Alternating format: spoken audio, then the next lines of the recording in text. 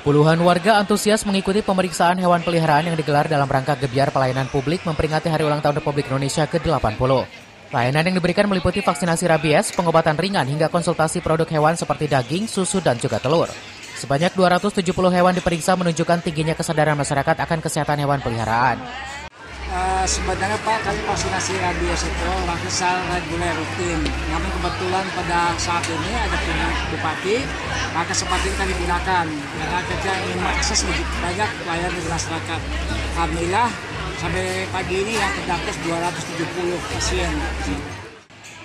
Adanya layanan ini sangat membantu masyarakat serta menjadi upaya edukasi tentang hubungan antara kesehatan hewan dan juga manusia.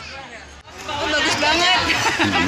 Selama ini belum pernah ada, Bu, ya? Sebelumnya saya belum pernah, biasanya saya ke dokter. Biasanya Ibu cek ke dokter mana tuh? Dokter sini yang di Medland. Ibu tadi meriksa berapa hewan, Bu? 3. Kucing semua. Jenis hewan apa, Bu? Maine Coon, British sama anaknya. Semuanya jenis kucing ya? Iya. Oh.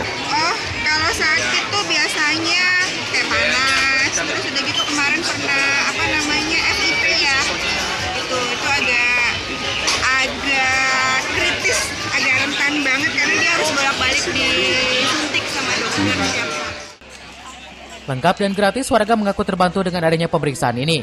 Tak hanya di lokasi ini, Puskesmas Jonggol juga melayani pemeriksaan hewan secara door-to-door ke wilayah terdekat.